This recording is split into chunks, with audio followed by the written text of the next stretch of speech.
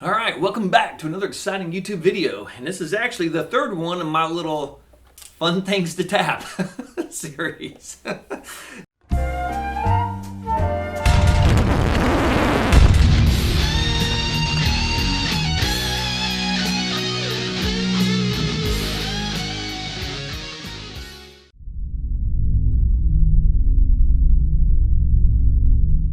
What we're going to talk about this time is just different ways to tap. This isn't going to be anything complicated. This isn't going to be anything, that's just so insightful. How in the hell did you figure that out? This just kind of goes back down to the passage that I was going down when I was, playing guitar. And I was going to say when I was but a wee lad, but I still feel like a wee lad half the time.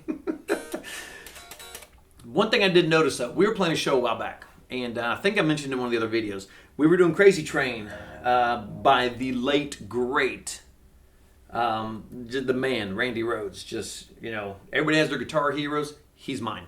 Love Randy Rhoads. The guy just did more in the few short years he had than most guitarists did their entire career. That's quite a damn statement. Love Randy Rhoads. But we were doing Crazy Train, and I was coming up on the solo section, and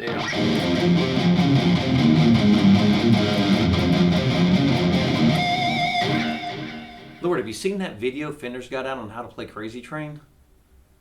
It is not good. If you haven't seen it, you need to watch it if you know how to play Crazy Train. If you don't know how to play Crazy Train, that is not how you play Crazy Train. I came across that and I had to mention that, and I'm actually going to do a video on how not to play Crazy Train, which I know everybody knows it, but I just can't believe Fender put that video out. They're a guitar manufacturer, another bitch for another time, and it's a big bitch that I have. So going on, we were doing a Crazy Train, and when you come into the solo section, a lot of gain, When you come into the solo section, it starts off like that. And it starts off in a minor passage. Another song before that, we were doing "You Really Got Me" by Van Halen, and we were and it starts off with Eruption.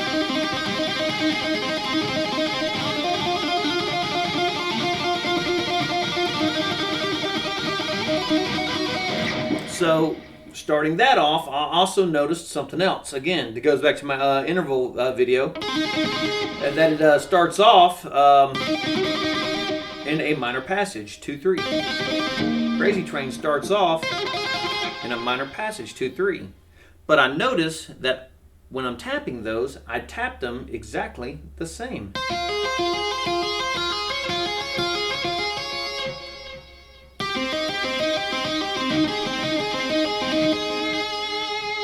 Notice that I do a hell of a lot of tapping in an ascending pattern. That bothers me. I'm a better guitar player than that to get stuck in that little circle of doing the same thing all the time. And after we played those shows, and you do what you always do after you play. You practice, you warm up, this, that, the other, and I always run through my solos. I always run through all the solos that I do every show. I don't so much practice the rhythm parts too much. But I do practice. I play all the solos before every show, and also like the week before the show, I'll just solo, blah blah blah blah. But like I said, I noticed I just kept tapping everything the same way, and it's not so much that I stuck myself in that box. It's just that so much of that music, that's how it's played, and we learn how to play it that way, and we kind of get in that mindset of doing it that way, and before you know it, everything we're doing is that way.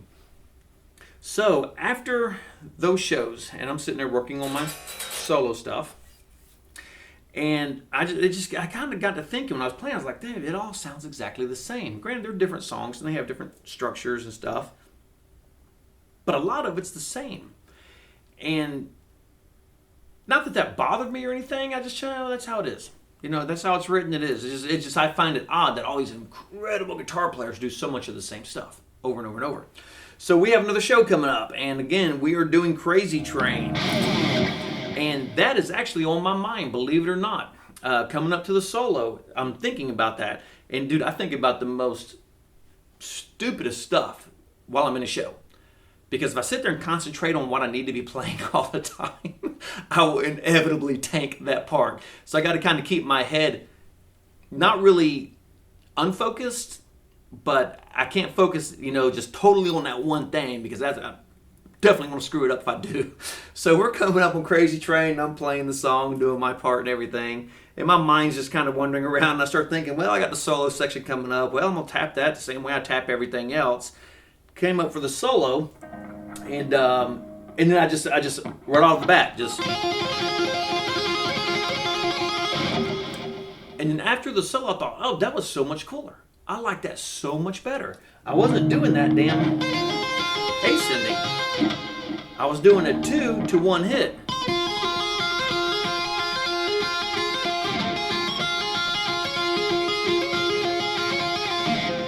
And that just sounded so much better to me.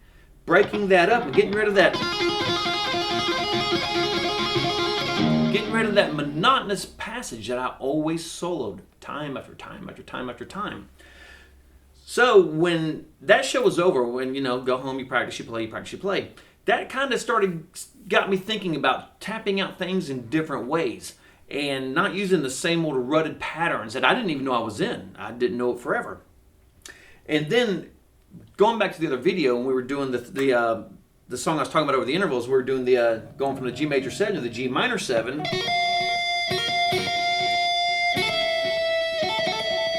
That's literally how I tapped that section out. I did not want to, which probably would have sounded good, but that's crazy busy for starters. And I wanted that sense of melody on top and a little bit of breathing, holding those notes out there. But I noticed I was still in ascending pattern. And that bothered me. So I kind of got hell-bent for leather on changing all these things that I'm doing, and I'm forcing myself to tap in other different patterns. And what do you mean by that? Because I am stuck in this ascending pattern forever. So what I've started doing now is when I practice, is I started making myself do it in different ways. And like I said, this isn't nothing new or nothing revolutionary. This is just something that I got caught into. So if I got caught into it, I know there's a hell of a lot of other people got caught into it too. So now when I'm practicing my solos and stuff, I will change them up. And some of it, not quite as exaggerated over the song that I was doing this over. Granted, that wouldn't sound very, very good over Crazy Train. That wouldn't work. But what does work is doing the 2-to-1 hit I was doing. That really broke up the monotony of that. And to me, it just sounded a hell of a lot better. Just having that odd little stab in there. Boom, boom, boom, boom. Just really kind of broke up that pattern for me, and to me it changed the feel of the solo. And then we played it again a few shows later, and I said, you know what? I'm going to do something different, damn it. So, granted, like I said, nothing revolutionary, but then I went with a descending pattern.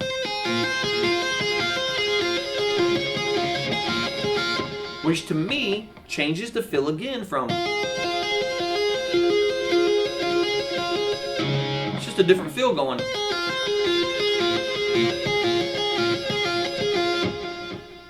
Then after that, I did another show, and I was, again, hell-bent for leather. This time, I tapped it out in a circular motion, which I actually really liked. This was actually one of my favorite ones, doing it this way.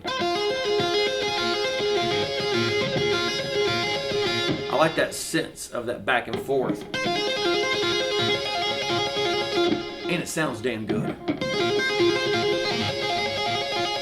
And it sounds a hell of a lot better than...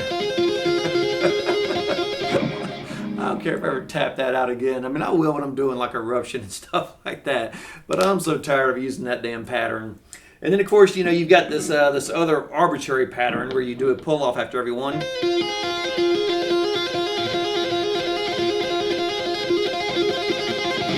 cool thing about that one is you don't have to move fast to make it sound like you are just hauling ass. Because you you're adding in those extra notes in there. And then you get going, man. I mean, it's not even that fast, and it just sounds like I'm flying. So, and like I said, the purpose of this is I was just caught in that damn rut. And like I said, if I'm doing it, then I know there's a hell of a lot of other people out there doing it too. So now when I practice soloing, when I come up on those tapping passages, now I'm starting to reach out of that box a little bit, and I'm starting to do different things than what I would normally do. And like I said, I'm not like doing inversions on it and stuff, because it's going to change the entire meaning of it. If you know, when you're doing Crazy Train and you're tapping Crazy Train out, and that F sharp is on top, and then if you did an inversion and put the third on the top, it wouldn't sound that way. So you can't do anything that drastic. And besides, it's going from the F sharp minor to a F sharp minor augmented. So if you did an inversion on that, it wouldn't work, because that is actually the melody line on this solo. Is this note here to here. That is your sense of melody. So if you do an inversion on that, you lose that sense of melody, which is what I was talking about in the last video on the inversions. You got to have a sense of melody to what you're doing. But next time you are doing it, like I said, throw in some of those arbitrary notes in it. You know? And I mean, that just sounds good. And just, you know, toss it in that second. Still get away with it, and it sounds really good doing that too. Granted, you can't do it, you can't make it major, it's just not going to work, but you can change the pattern. Like I said, do that rotating pattern. That one sounds really good too, and it really got me out of that rut. I felt like I was playing the same damn thing all the time, just by changing a few simple things and just thinking a little bit more. Just because it's written that way does not mean that's how I have to play it. Now granted, I'm not Randy Rhoads. I couldn't be Randy Rhoads if I tried. To me, he is the master guitar player.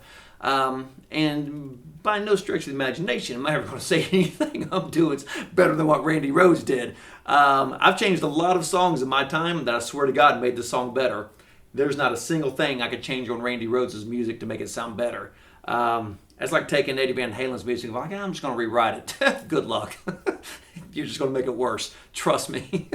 But there are songs that I've added stuff into that I'm telling you makes the song better. And I guarantee you, all of you all have done that too. You've added a couple little nuances of your own thing into it, makes it better. But try doing that and changing that up, because I think it's going to give you a little more insight. It's definitely going to open up your world to tapping out the stuff that you're working on, that you're writing on. And when you combine the different types of tapping with the inversions and tapping through your melodies by putting your roots, thirds, fifths, sevenths, sixes on top or whatever have you, what we covered in the last video, it's just going to open your world up to a whole different set of tools and a better way to tap what you're trying to do. Because remember, you don't always have to tap like this. You don't have to do that.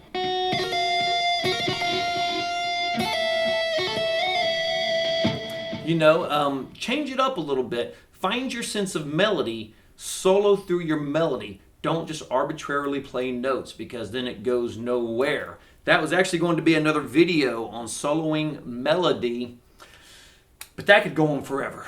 I mean, absolutely forever. So I just wanted to mention it in this video quickly about finding your melody. And I mentioned it in the last video too. I just kind of stuck it into these. So I hope you liked the video. These are just my short little videos. Well, the last two was a hell of a lot shorter than the first one, which was longer than the second one, which was longer than this one. So if you have any comments, put it down in the comment section. If you have any questions, put it down in the comment section. I almost said question section. I have a bad habit of doing that. Just like I have a damn bad habit of tapping the same shit on my guitar. I got a bad habit of saying put it in the question section. Please subscribe to the channel. And, you know, and I hope you like the videos. It's I've been doing this channel not too long. And I actually do have another channel. I have one on video production that I've had for years, but I haven't had time the last few years to work on it. I'm actually getting ready to get that started back up, because I am going to do a series on shooting music videos.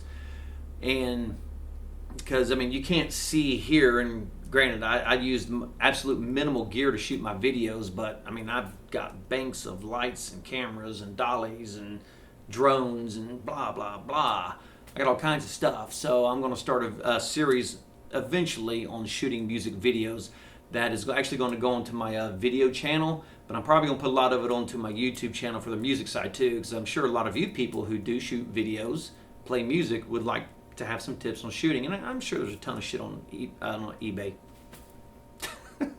I'm sure there's a ton of shit on YouTube or eBay, whatever the hell you want to call it. But I got some really good stuff coming up, so I hope you like the videos. And like I said, comments, comment section, questions, comment section. Please subscribe. Until then, practice hard, play hard, and rock hard.